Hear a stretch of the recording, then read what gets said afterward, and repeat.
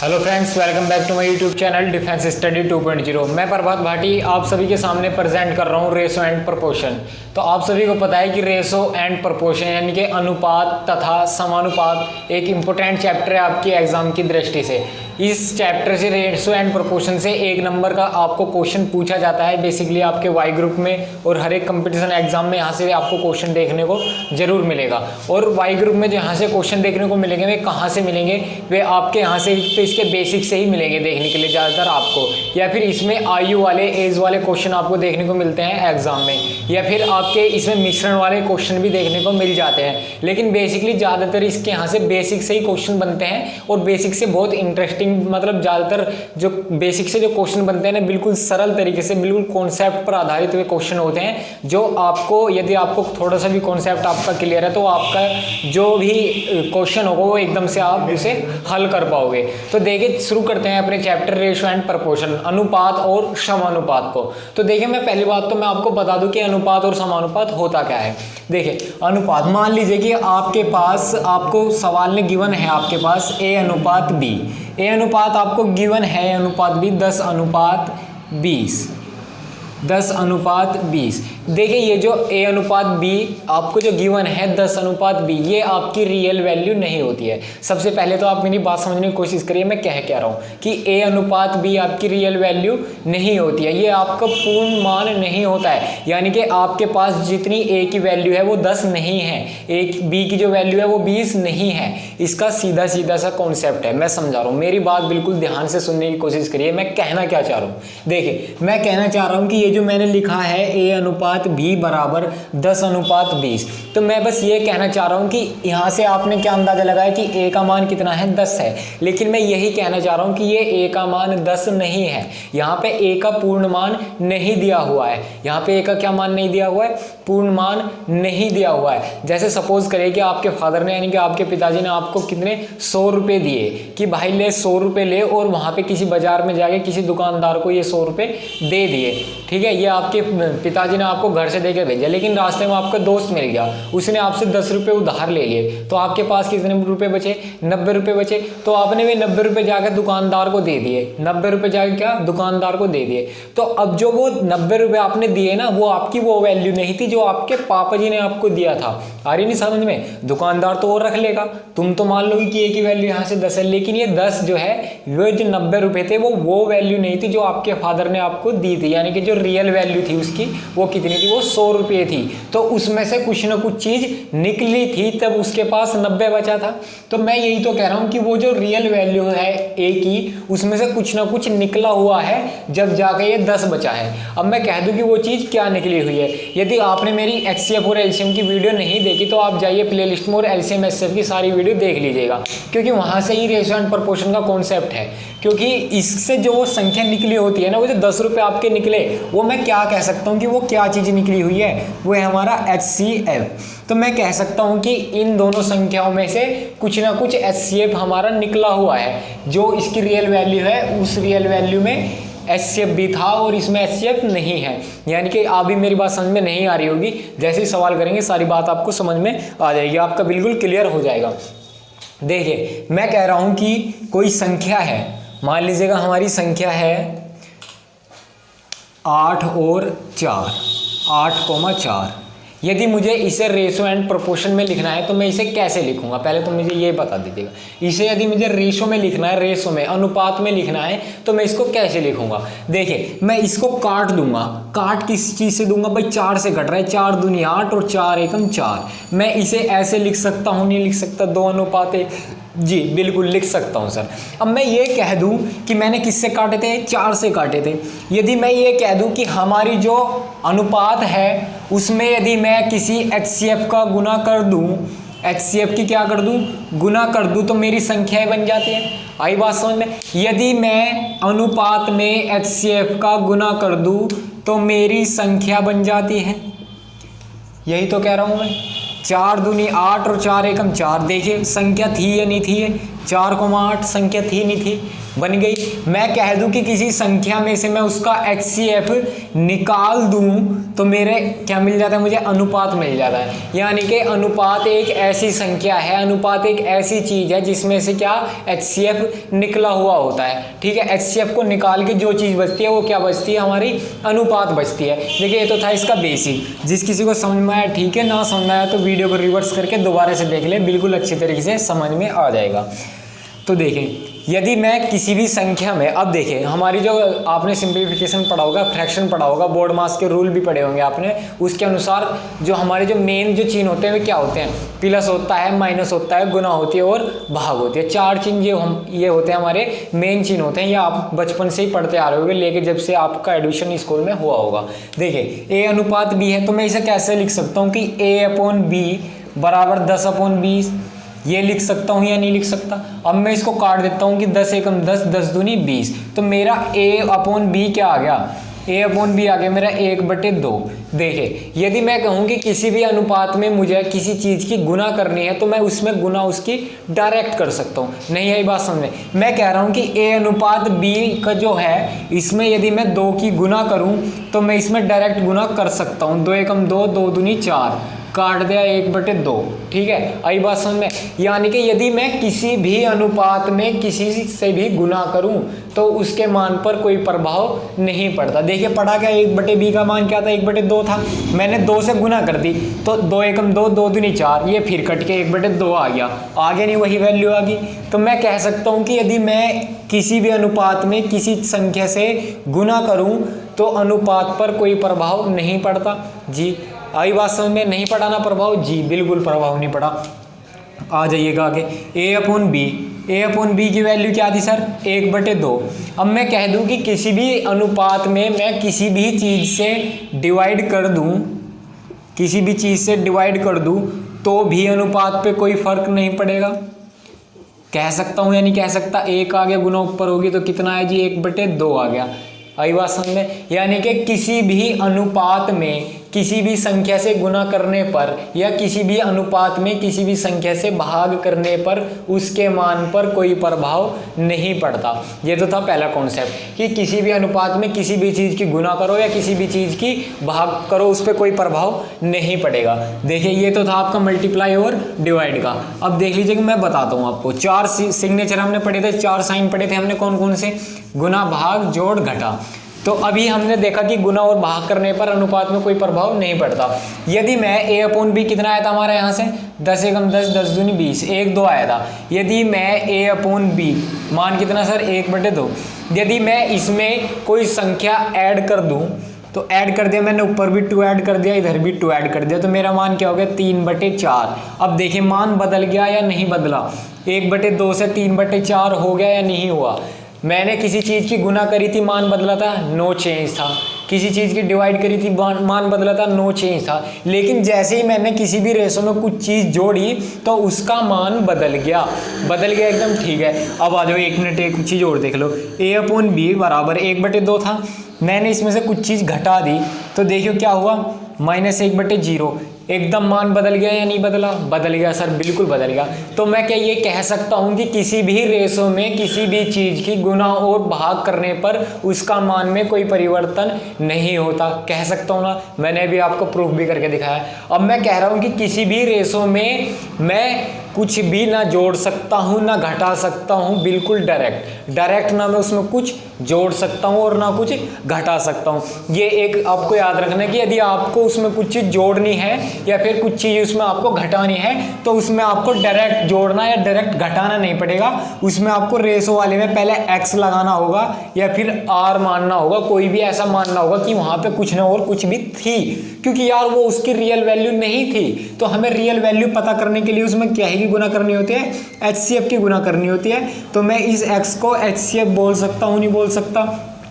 कि HCF की गुना होगी। अब ये रियल वैल्यू आ गई, अब इसमें मैं कुछ भी जोड़ या घटा सकता हूँ, ठीक है। ये था कॉन्सेप्ट। अब कॉन्सेप्ट क्या था, एक बार फिर से ध्यान से सुन लीजिएगा बस, कि यदि मैं किसी भी रेशो में किसी चीज़ की गुना या भाग करूँ तो रेशो पर कोई प्रभाव नहीं पड़ता, लेकिन यदि किसी भी रेशो में कुछ चीज़ जोड़ूँ या घटाऊँ तो उसके मान पर प्रभाव पड़ता है। ये था रेशो का कॉन्सेप्ट। अब देखिए, अब मैं कह रहा हूँ कि मेरे पास 10,000 रुपये हैं। कितने रुपए हैं? 10,000 रुपये। देखिए, अब रेशो का कॉन्सेप्ट समझ लीजिए कि अनुपात आखिर होता क्या है, रेशो आखिर होता क्या है। अब कोई कह रहा है कि यानी कि आपके फादर हैं, आपके फादर यानी कि आपके पापा जी हैं, उनके पास है 10,000 रुपये जी, उनके पास है 10,000 रुपये। उनके कितने लड़के हैं? उनके लड़के हैं 4 लड़के। कौन कौन से हैं? एक का नाम है ए, एक का नाम है बी, एक का नाम है सी और एक का नाम है डी। उसके 4 लड़के हैं। तो अब कोई आपसे ये कहे कि मतलब आपकी मम्मी जो है वे आपके पापा से कह रही है कि जो सबसे बड़ा जो लड़का ए है उसको तो आपको इसका 1 अनुपात देना है, यानी कि एक ये जो आपके पास जो 10,000 रुपये थे आपके पापा जी के पास, आपके पापा जी ने आपकी मम्मी को दे दिए और कहा कि इन्हें बच्चों में 1 अनुपात 2 अनुपात 3 अनुपात 4 के अनुपात में बांट दो। यानी कि पहले के हिस्से में जो आए वो, तो फिर जो दूसरे के हिस्से में आएगा वो पहले के हिस्से से आधा होना चाहिए, फिर जो दूसरे के हिस्से में आया वो कम यानी कि उससे थोड़ा बड़ा होना चाहिए, यानी कि बड़े बड़े होते चले जाएंगे जैसे भी इनका बैठेगा। अब देखिए सवाल क्या कह रहा है, सवाल कह रहा है कि आपके पास 10,000 रुपये हैं, उनको आपको 4 ratio A ratio B ratio C ratio D में बांटना है। तो इनमें कितना कितना बांटना होगा कि इनकी वैल्यू क्या क्या होगी, ये पूछ रहा है सवाल, ठीक है। तो देखिए आपको कुछ नहीं करना भाई, कितनों में बांटना है ये देखना है आपको। आपने बांटना है 3 2 5 1 6 4 10 में। तो ये 10 रेशो में है ना, रेशो में है तो जब तक पूर्ण वैल्यू नहीं है तो मैं आर मान लूँ जी। तो 10 आर भाई, जितना पहले को मिलेगा, फिर जितना दूसरे को मिलेगा, जितना तीसरे को मिलेगा और जितना चौथे को मिलेगा, सारे जोड़ के 10,000 के बराबर होनी चाहिए नहीं भाई। कि मेरे पापा जी ने मुझे 10 रुपये दिए, छोटे को 20 रुपये दिए, ठीक है। तो 20 और 10 30 हो गए ना, तो मेरे पापा जी ने टोटल कितने दिए? 30 दिए। तो सवाल यही तो कह रहा है कि तुम्हारे पापा जी ने तुम्हें 10,000 रुपये दिए, तो 1 + 2 + 3 + 4 10 आर बराबर होगा नहीं होगा 10,000 के? जी सर बिल्कुल, ये 10,000 के बराबर होगा। तो अब मैं यहाँ से आर की वैल्यू निकाल सकता हूँ या नहीं निकाल सकता? सर बिल्कुल, यहाँ से आर की वैल्यू निकल सकती है। आर की वैल्यू कितनी आ गई यहाँ से? आर की वैल्यू यहाँ से आ गई है 1,000। आर की वैल्यू 1,000 आ गई जी, बिल्कुल यहाँ से आर की वैल्यू 1,000 आ गई। अब देखिए ये क्या दिया हुआ है रेशो में, तो यानी कि 1 आर है, ये 2 आर है, ये 3 आर है, ये 4 आर है। तो एक आर की वैल्यू कितनी थी? 10,000 रुपये, सॉरी 1,000 रुपये। दूसरे की कितनी थी? 2,000 रुपये। तीसरे की कितनी थी? 3,000 रुपये। भाई 1,000 गुना 3 3 हो गया ना, चौथी कितनी? 4,000 रुपये। यानी कि आपके पापा जी ने जो रुपए बांटे, ए को तो 1,000 रुपये मिले, बी को 2,000 रुपये मिले, सी को 3,000 रुपये मिले और डी को 4,000 रुपये मिले। तो टोटल जोड़ के कितने मिले? 4 3 7 2 9 और 1 10। तो टोटल 10,000 रुपये जो आपके पापा जी ने दिए थे वो ये हो गए। तो ये था आपके रेशो का कॉन्सेप्ट। देखिए ज़्यादा कुछ हार्ड था नहीं, बिल्कुल हल्का सा कॉन्सेप्ट है, बिल्कुल आपको पढ़ने लायक है। देखिए ये कॉन्सेप्ट था रेशो का। अब मैं आपको बताता हूँ कि रेशों के कहीं ना कहीं एक एक नंबर के जो क्वेश्चन बनते हैं ना, वे बिल्कुल कॉन्सेप्ट पर आधारित होते हैं। वे किस कॉन्सेप्ट पर आधारित होते हैं वो और मैं बताता हूँ। देखिए ये भी इंपॉर्टेंट था, ये कॉन्सेप्ट आपको बड़े बड़े सवालों में आपकी मदद करेगा। लेकिन बिल्कुल 1 नंबर के कॉन्सेप्ट होते हैं जो वे मैं आपको बता देता हूँ, जहाँ मतलब 1 नंबर का जहाँ से बन जाता है। बिल्कुल सिंपल कॉन्सेप्ट कुछ नहीं होते, बिल्कुल थ्योरी पर आधारित प्रश्न आ जाते हैं। कभी कभार यदि आपके रेशो प्रोपोर्शन से 1 से ज़्यादा क्वेश्चन आता है तो एक क्वेश्चन वो आपका बिल्कुल थ्योरी पर आधारित दे देता है। देखिए जी वीडियो आपको अच्छी लग रही है तो वीडियो को लाइक से जरूर कर देगा, क्योंकि आप बहुत ज़्यादा अंदर तक आ चुके हैं, तो इसलिए आपको वीडियो तो बिल्कुल ये डेफिनेटली अच्छी लगी रही होगी। तो वीडियो को जरूर से लाइक कर दीजिएगा। तो चलिए अब शुरू करता हूँ मैं इसके कॉन्सेप्ट की। अब देखिए मुझे बताइए कि रेशो क्या होता है, रेशो किस तरीके से दिया होगा। आपको रेशो दिया होगा A ratio B proportion B ratio C. देखिए बिल्कुल जो डायरेक्ट बनते हैं ना 1 नंबर के क्वेश्चन बन जाते हैं ना, जिनसे कहते हैं कि मजा आ गया, आज से एग्जाम में 1 नंबर का क्वेश्चन था पूर्ण हो गया, यानी कि पूरा हो गया। तो वे क्वेश्चन यहाँ से ही बनते हैं। अब किस तरीके के कॉन्सेप्ट बनते हैं, किस तरीके के क्वेश्चन बनते हैं, वो मैं आप सभी को यहाँ पे बताने वाला हूँ। देखिए आपको दिया हुआ है ए अनुपात बी समानुपात बी अनुपात सी। यहाँ से आपसे पूछेगा, वो सबसे शुरू में कुछ नहीं पूछेगा, वो आपसे पूछेगा प्रथमानुपात। प्रथमानुपात यानी कि क्या पूछ लेगा सर वो? प्रथमानुपात यहाँ से आपसे एक नंबर में डायरेक्ट पूछ लेगा, कुछ संख्या देगा आपको, कुछ भी संख्या दे देगा कि इसका प्रथमानुपात बताइए, या फिर आपको ए बी सी की वैल्यू दे देगा और उससे प्रथमानुपात पूछ लेगा। तो देखिए प्रथमानुपात से आपको पता चला कि कितने डिजिट थे, कितने नंबर थे, इसमें ए था, बी था और सी था।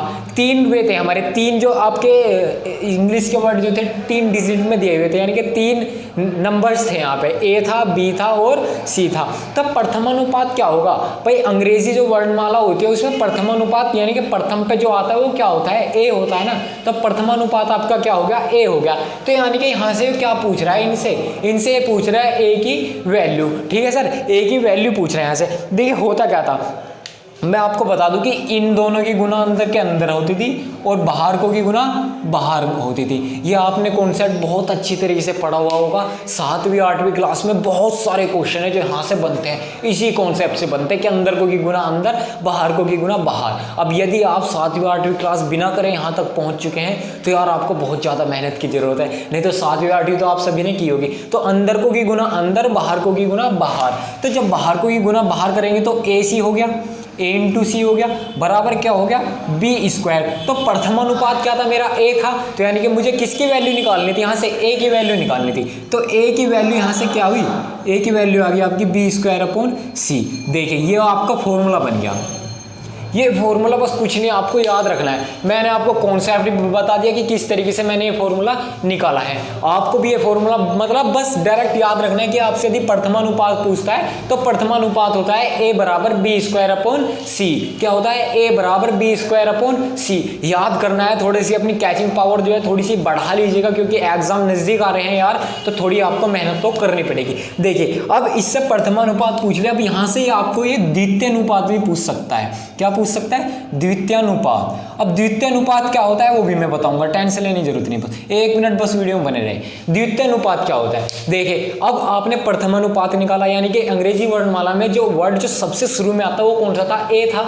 अब द्वितीय में पूछ रहे यानी कि जो दूसरे नंबर पे आ रहा है, दूसरे नंबर पे कौन सा आ रहा है, बी आ रहा है। तो यानी कि अब यहाँ से आपकी बी की वैल्यू पूछनी, कुछ नहीं करना, अंदर को की गुना अंदर थी सर पता था, बाहर की गुना बाहर थी सर पता था। तो यहाँ से आपको बी की वैल्यू तो निकालनी है। तो बी की वैल्यू क्या हो जाएगी, तो बी स्क्वायर बराबर कितना आया था, ए सी। तो यानी कि बी बराबर कितना आएगा सर, रूट ए सी।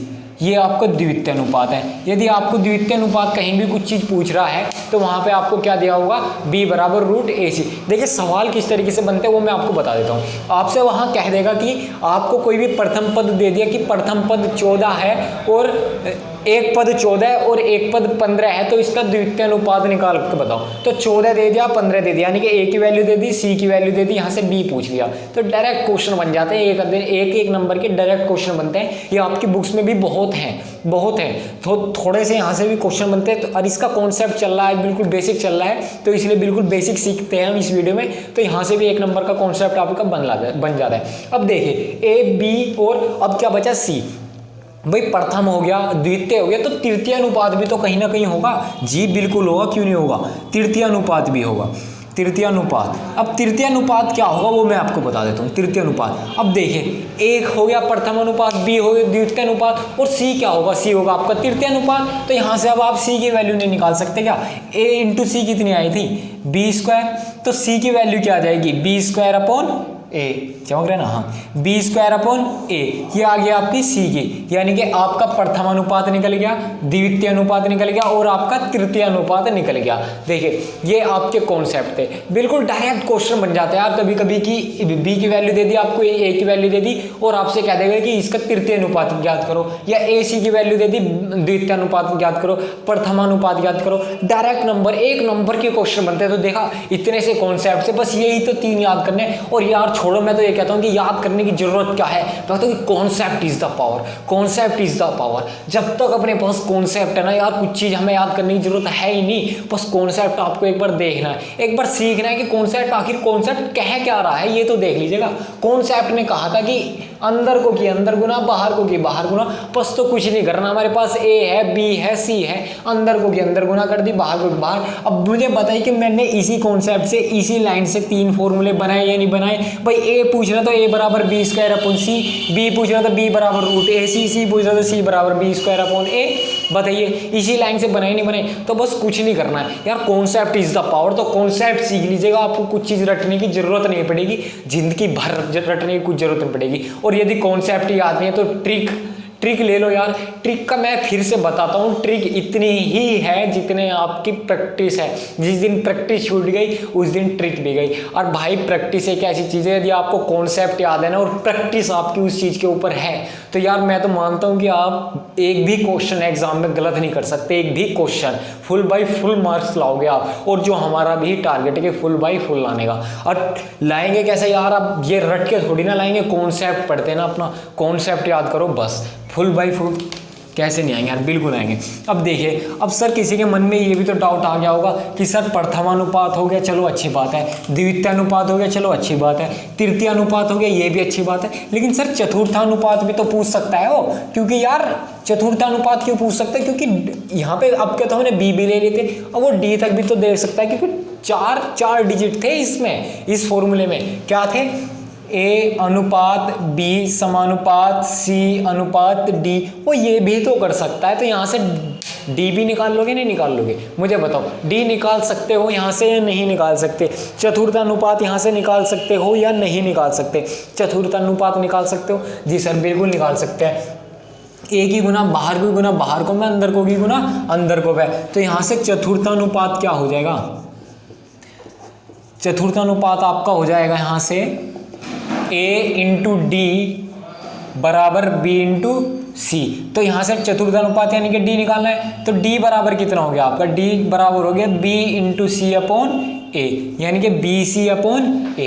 देखिए ये था चतुर्थानुपात। देखिए बिल्कुल सिंपल है यार, कॉन्सेप्ट इज द पावर। तो कॉन्सेप्ट सीखिए, अब कुछ नहीं करना है। अब डी पूछ रहे तो ए बी सी डी कर दिया, अब इससे आगे नहीं पूछेगा भाई, क्योंकि इससे आगे रेशो प्रपोर्शन का मैटर खत्म है। बस रेशो प्रपोर्शन रेशो, बस यहाँ तक ही होता है। जहाँ तक हमारे सिलेबस में हमें उतना ही पढ़ना है यार। हमें मतलब ये नहीं कि हमें यार अपना एग्जाम पास करना है, हमें यूपीएससी की तैयारी नहीं करनी है, हमें आईएएस नहीं बनना। जिस चीज़ की हम तैयारी कर रहे हैं, अपना वाई ग्रुप कर रहे हैं तो वाई ग्रुप ही पढ़ना है, हमें आईएएस नहीं बनना जो आप पूरी डीपली पढ़ रहे हो यार। ए बी सी डी बस 4 पूछ लिया, ए पूछ सकता है, बी पूछ सकता है, सी और डी। और ये सभी को याद होगा कि ए को प्रथमानुपात, बी को द्वितीयानुपात, सी को तृतीयानुपात और डी को चतुर्थानुपात कहते हैं। देखिए यहाँ से आपका 1 नंबर का क्वेश्चन डायरेक्ट बन जाता है, इसलिए मैंने ये कॉन्सेप्ट इस वीडियो में क्लियर किए हैं। अब यहाँ से क्वेश्चन कैसे बनते हैं 1-1 नंबर के, वो सभी भी क्वेश्चन मैं आपको अभी देने वाला हूँ।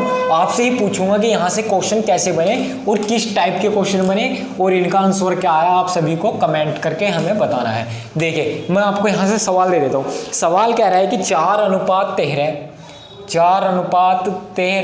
समानुपात 64 अनुपात क्या? 64 अनुपात क्या? अब मुझे बताइए कि आप इसे फाइंड कर सकते हैं या नहीं कर सकते। यदि इसे फाइंड कर सकते हैं तो जल्दी से मुझे इसका आंसर भी बता दीजिएगा कि इसका आंसर क्या होगा। बताइएगा जल्दी से, बहुत स्पीड से। अरे कुछ नहीं करना यार, अभी तो हमने कॉन्सेप्ट सीखा है ना, कुछ ही नहीं करना, अभी कॉन्सेप्ट सीखा है ना। अब कॉन्सेप्ट इज द पावर, जब तक कॉन्सेप्ट है जब तक क्वेश्चन कैसे गलत हो सकता है। तो देखिए अभी सर जी ने बताया कि बाहर को की गुना बाहर में, अंदर को की गुना अंदर में। तो 4 की गुना कर दी किस में? क्या में। और 13 की गुना कर दी किस में सर? 64 में। तो क्या का मान निकालना है हमें? क्या बराबर होगा 13 गुना 64/4। 4 एकम 4 बचे कितने? 2 4 4 6 24। तो क्या बराबर कितना आ गया? 13 गुना 16। और 13 गुना 16 आपका कितना होता है? 208। कितना होगा सर? 208।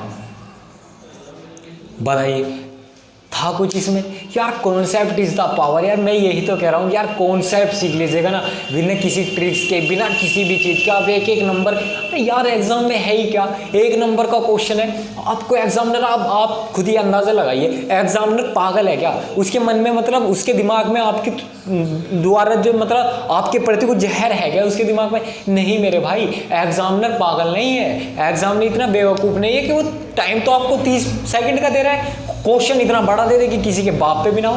यार एग्जामिनर ऐसा क्वेश्चन देगा जिस किसी में ट्रिक लग रही हो, जिस किसी में कॉन्सेप्ट, छोटा कॉन्सेप्ट हो। अब एग्जामिनर पागल नहीं है कि वो इतना बड़ा बड़ा आपको क्वेश्चन देगा और आपको टाइम देगा सिर्फ 30 सेकंड का।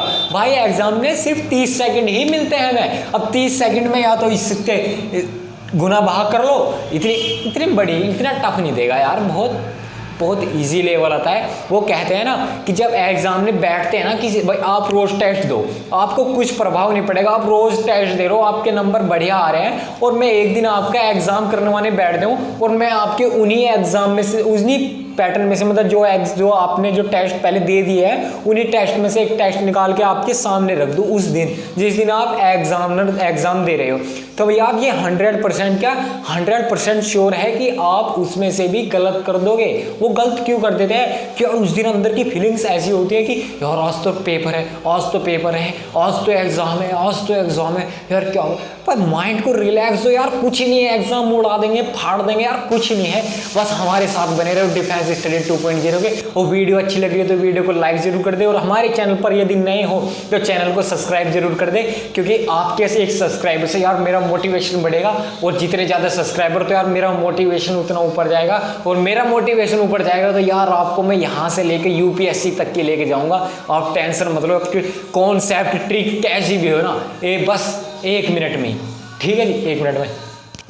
तो अब देखिए इसके नेक्स्ट सवाल पे करते हैं, नेक्स्ट सवाल चलते हैं। नेक्स्ट सवाल क्या कह रहा है, देखिए एक सवाल इसमें बड़ा मतलब बहुत आता है एग्जाम में, और बिल्कुल बुद्धि घुमा देने वाला एग्जाम क्वेश्चन आता है। वो क्वेश्चन क्या है, देखिए एग्जामिनर ने आपसे क्वेश्चन कर लिया कि भैया आपने भी हमें प्रथमानुपात पढ़ा लिया, द्वितीयानुपात पढ़ा दिया, तृतीयानुपात पढ़ा दिया, चतुर्थानुपात भी पढ़ा दिया, लेकिन भैया सवाल तो कोई नहीं आया इसका जैसा, सवाल तो कुछ अलग ही बना है एग्जाम में। अब मैं पूछूंगा भाई सवाल कैसा बना, मुझे ये तो बता दीजिएगा कि सवाल कैसा बना। तो आपने बताया कि सर सवाल जो बना था उसमें सवाल कह रहा था कि 9 तथा 16 का मध्य समानुपाती क्या होगा। 9 तथा 16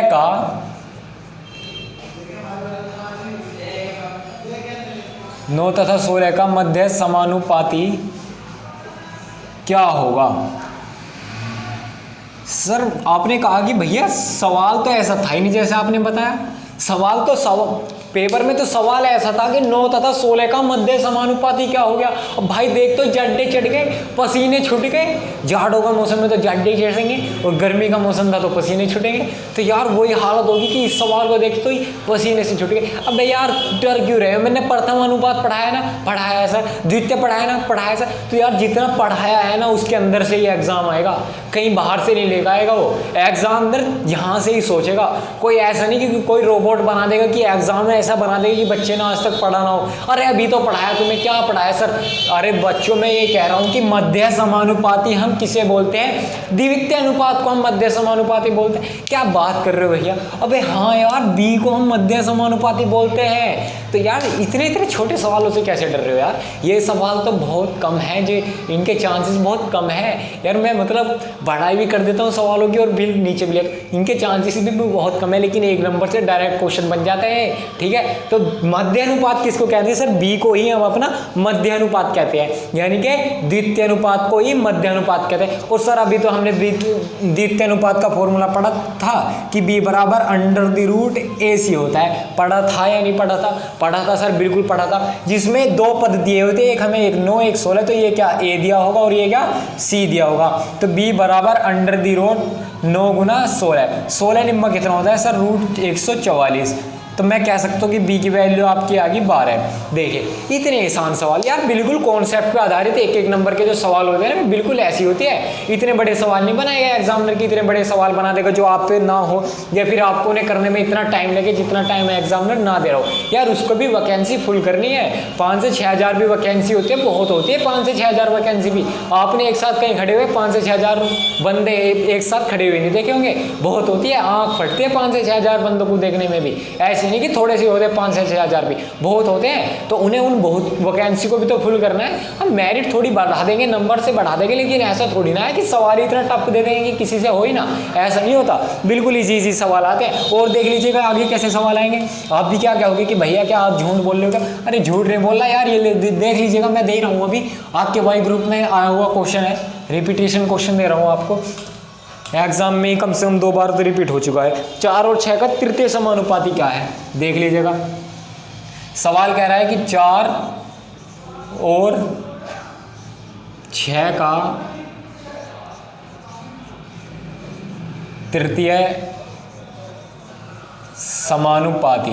अब मुझे बताइएगा कि मैंने जिस चीज को तृतीय समानुपाती पढ़ाया है उसे पता है कि 4 और 6 का तृतीय समानुपाती क्या होगा, पता है या नहीं पता? अरे यार अभी तो पढ़ा के हटो और अभी भी नहीं समझ में आ रहा नहीं क्या होता है, तो वीडियो भाई रिवर्स कर ले, ठीक है। ये नेट से चल रहा है, कोई ऐसा नहीं कि भैया जी ने पढ़ा दिया आज क्लास में तो छूट गया। अरे नहीं यार, तेरे पास है, अब तुम्हें अब मतलब यार हम कितनी मतलब हम क्या कर रहे हैं अभी ये देखे, हम वीडियो बना के आपको दे रहे हैं, लाइव आपको पढ़ा रहे हैं। अरे तेरी समझ में नहीं आया, वीडियो को रिवर्स कर ले, फिर से पढ़ ले, फिर समझ में आए, नहीं समझ में आया फिर रिवर्स कर ले, फिर से पढ़ ले, समझ में आए। यार तुम्हें एक लाइक करने में भी दिक्कत हो रही है, अरे मेरे भाई लाइक कर दे यार, तेरे लिए इतनी मेहनत कर दे, तुझे एक ऐसी चीज़ दे रहे हैं, एक ऐसी टेक्नोलॉजी दे दी बना के इसने कि रिवर्स कर फिर पढ़, रिवर्स कर फिर पढ़। अरे कौन कह रहा है, कौन चार्ज लग रहा है, ना चार्ज लग रहा है ना कुछ लग रहा है, थोड़ी सी फोन की बैटरी तो लग रही है, रिवर्स कर फिर पढ़, रिवर्स कर फिर पढ़। तो इतने से काम तो तू कर सकता है तो लाइक भी तो कर दे, शेयर भी कर दे और अपने दोस्तों को ज़्यादा से ज़्यादा शेयर करो और इस चैनल को सब्सक्राइब भी कर दे, क्योंकि इस चैनल पर आपको मिलने वाली है एक दहासो ट्रिक,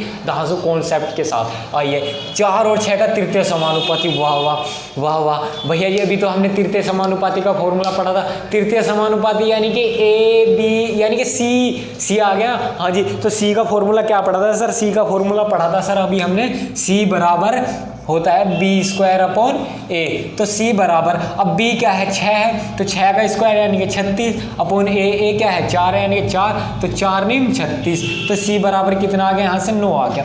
बस कुछ नहीं यार, इतने से कॉन्सेप्ट, इतने से सवाल आते हैं कॉन्सेप्ट पर आधारित, इतने ज़्यादा बड़े सवाल नहीं आते। नहीं तो आप वाई ग्रुप के प्रैक्टिस सेट उठा के देख लीजिएगा। हाँ कुछ सवाल इससे एज से बनते हैं, अभी मैंने चैप्टर कंप्लीट नहीं कराया, आज थोड़ा बेसिक था तो थोड़ा सा बेसिक ही बताया, बस इसमें ज़्यादा कुछ नहीं बताया। तो इस बेसिक को पढ़िएगा और अच्छे से तैयार कीजिएगा, और ये जो वीडियो है ना इसे ज़्यादा से ज़्यादा लोगों तक शेयर करने की कोशिश करिएगा, क्योंकि यार रेशियो एंड प्रोपोर्शन अभी स्टार्ट हुआ है, एक अच्छा चैप्टर है, हर एक कंपटीशन एग्जाम में आता है। तो इस वीडियो को अपने दोस्तों को ज़्यादा से ज़्यादा शेयर कर दे, क्योंकि जो दोस्त ऐसे हैं, तेरे भी दोस्त ऐसे हैं जो कंपटीशन एग्जाम की तैयारी कर रहे हैं, ज़्यादातर अब तो 100 में से 99 बच्चे ऐसे ही होते हैं जो कंपटीशन एग्जाम की तैयारी कर रहे होते हैं। तो उन सभी के पास ये वीडियो को शेयर कर दो, आग की तरह फैला दो यार, क्योंकि क्रांति लानी है ना, तो क्रांति जब भी आएगी जब आपका सपोर्ट होगा, हमारी क्रांति से कुछ नहीं होगा। यदि मैं एक चीज़ किसी 3 को शेयर कर दूंगा तो वो 3 तक ही शेयर होगी, लेकिन वे 3 भी आगे 3 तक शेयर कर दोगे तो 27-28 लोगों तक वो चीज़ शेयर हो जाएगी। तो प्लीज़ ये मेरी रिक्वेस्ट है आपसे हाथ जोड़ करके इस वीडियो को ज़्यादा से ज़्यादा शेयर कर दे, और हमारे चैनल पर यदि नए हो तो चैनल को सब्सक्राइब करना बिल्कुल से ना भूलें। डिफेंस स्टडी 2.0 आप सभी के साथ था, है, रहेगा। और मेरे लिए यदि कोई सेवा है तो कमेंट बॉक्स में कमेंट जरूर करें, मैं आपकी वो सेवा जरूर पूरी करूँगा। यार मैं सभी की कमेंट्स पढ़ता हूँ, मैं इतना पॉपुलर इतना बड़ा आदमी नहीं, बिल्कुल सभी की कमेंट्स पढ़ता हूँ यार। छोटा सा चैनल है अपने तुम्हारे भाइयों को, तो इसे ग्रोथ कराने में हमारी मदद करें। तो प्लीज़ यार इस चैनल को जरूर से सब्सक्राइब करें, अपने यारों दोस्तों रिश्तेदारों से इस चैनल को जरूर से सब्सक्राइब करें, और यदि कॉन्सेप्ट अच्छा लगे तो वीडियो को लाइक भी जरूर कर दें और अपने दोस्तों को शेयर करें, सब्सक्राइब जरूर से कर दें चैनल को। जय हिंद, जय भारत, वंदे मातरम। मिलते हैं आपकी नेक्स्ट वीडियो में, कल मिलते हैं। जय हिंद।